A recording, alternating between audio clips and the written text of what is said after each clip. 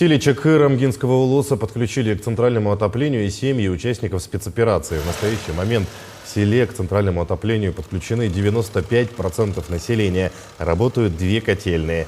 В этом году по программе подключения частного сектора отопление провели в 12 домов, в 2 из которых живут семьи бойцов. Расходы на приобретение материалов взяла на себя администрация Наслега, а работы по монтажу теплотрассы провели работники Чакырского участка ГУП ЖКХ.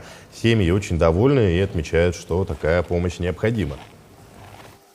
Местная администрация предусмотрела финансовые средства на закупку строительных материалов, трубы, утеплители. Это все мы закупили, и вот осенью парни местные Чакырского участка ЖКХ начали работу и срок завершили и подключили 2 дома.